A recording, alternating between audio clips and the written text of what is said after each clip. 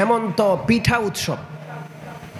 গত 2-3 দিন যাবৎ উত্তরা আমার সেক্টরে পিঠা উৎসব,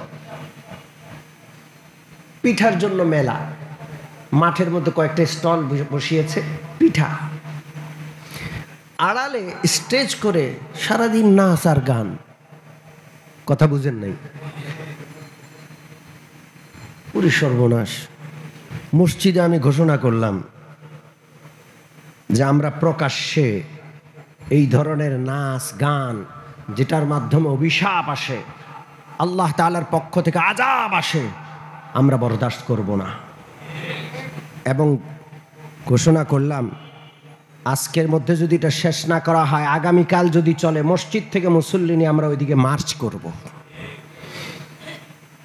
এরপরে ঘোষণা করলাম এটা কারা করছে, কেন করছে, আজকে ওইদিকে যাব না, কিন্তু মসজিদের বাইরে গেটে দাঁড়িয়ে আমরা এর একটা প্রতিবাদ সমাবেশ করব, নারায়ে তাকবীরের স্লোগান দেব।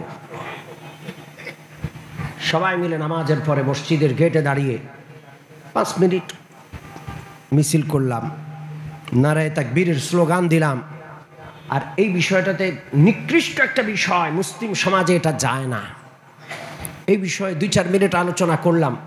আমাদের স্লোগান শুনে স্টিস ভাঙ্গা ঢোল তবলা সব লইয়া শয়তানের মতো, শয়তান বায়ু ছাড়তে ছাড়তে পালায় না? জোরে বলেন। ঠিক শয়তান মার্কা বায়ু ছাড়তে ছাড়তে পালাইছে। কথা ঠিক কিনা? সম্মানিত মুসল্লিয়ানে কেরাম, সামাজিকভাবে এমন প্রতিরোধ গড়ে তুলতে হবে যেন আল্লাহর নাফরমানি বুলন্দ আওয়াজে কেউ না করতে পারে।